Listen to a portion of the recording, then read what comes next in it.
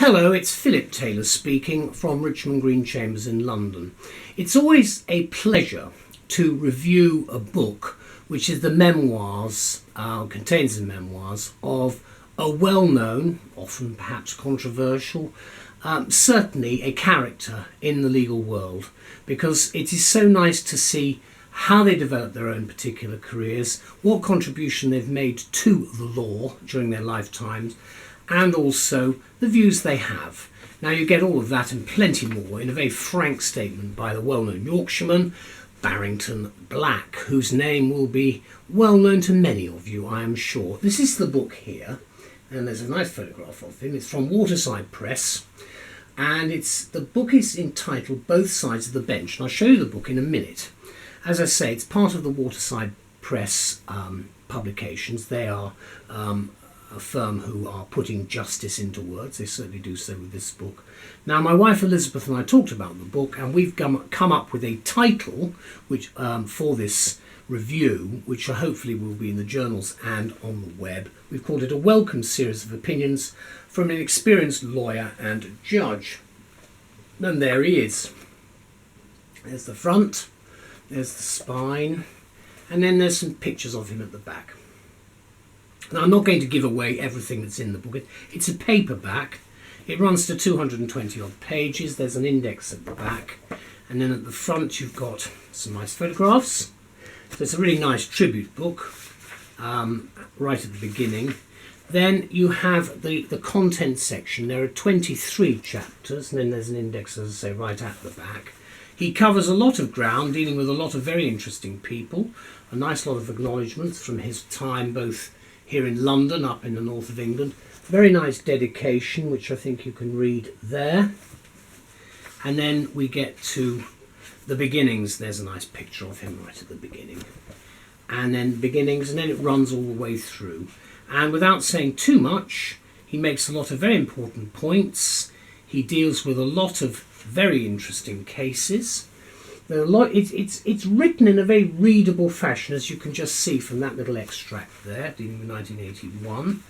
And I will point out at the back some nice little comments made about where we are at the moment.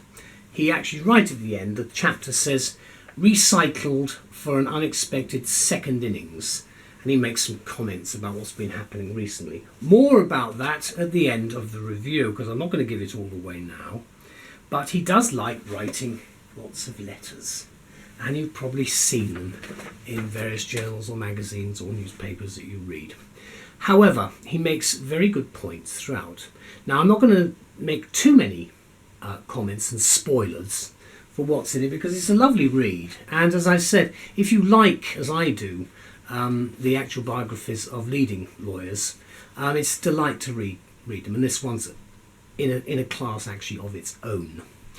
The library, then, of modern legal biographies continues to grow. And to swell the library shelves, there's a new book from Waterside entitled Both Sides of the Bench, which all potential lawyers, we think, would find useful to read. There was a time not so long ago when it was frowned upon for a member of the judiciary to speak their mind, or members of the judiciary to speak their mind.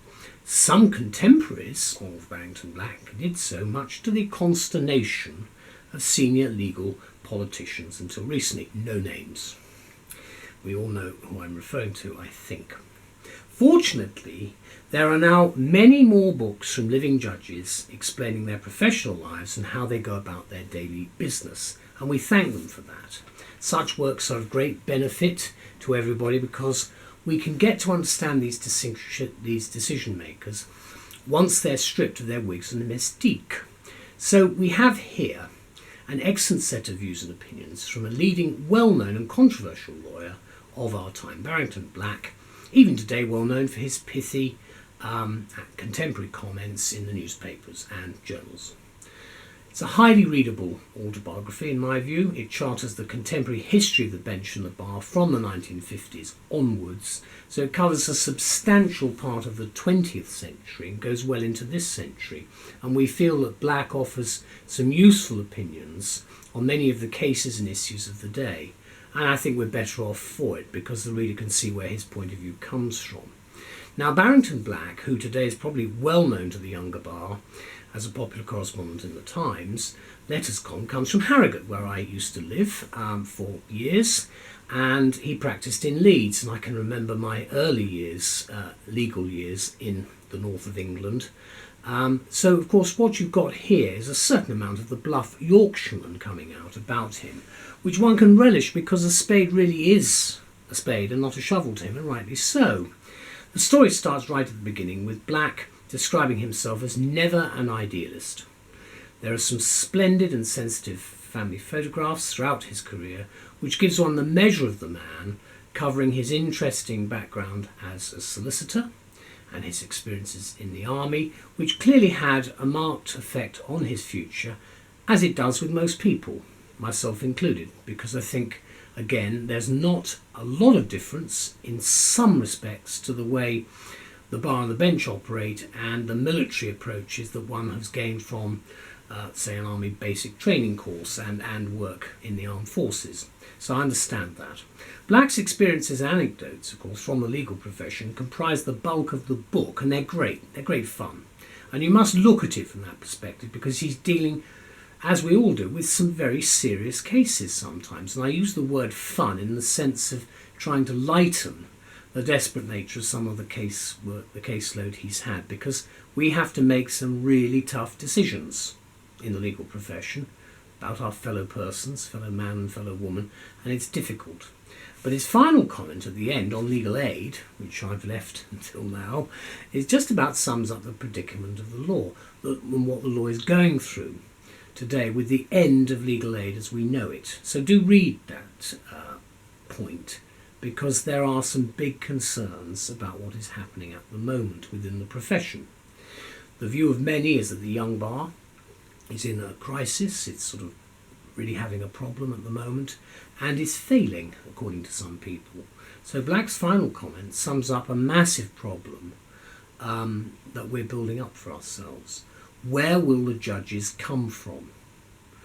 To us, this one final comment, worrying as it is spot on, for if younger barristers and solicitors don't gain the experience in the lower courts where we learn our trade, a huge judicial chasm might or could develop, and that's something I think we're all very well aware of, certainly at the bar. Such fundamental training in one's early legal career remains the function of the young advocate, and you get that coming through in the autobiography, and we will not be revived, we will not have the position of some sort of reviving of the junior element of the profession going on, unless the decline at this junior end is halted. So what Black says in essence is right, and I'm hoping that perhaps some notice will be taken of it. However, that's not what the purpose of this book is. It's to tell us about his life and career, and it's been a fascinating read, so thank you. Let me conclude by saying otherwise indeed, bearing in mind the question he poses, which I think is the important one here. Where will our future judges come from? This is the message of Black's excellent legal reminiscences, and we thank him for it.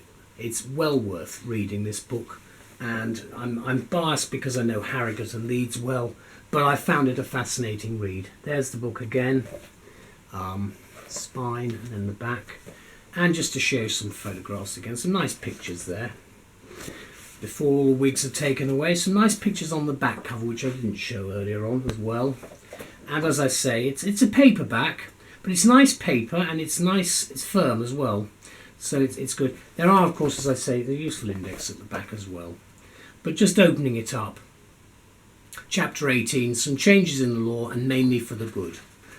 And he's again talking here about the North Eastern Circuit. Now, the point I would make is that whilst he's making comments, it's not didactic in any way, because what he's doing is he's offering a perspective, I think, from the point of view of being constructive about where we go in the future. And I think, if anything, that's what I like to see about any form of, not just legal biography, any form of biography really. It's nice to come away from it thinking you've learnt something about the person, and perhaps had a slightly new appraisal about some issues that hitherto you might not have even thought about, or you might have thought of slightly differently. Thank you anyway to Barrington Black, and I look forward to more letters from you in the press. Bye bye.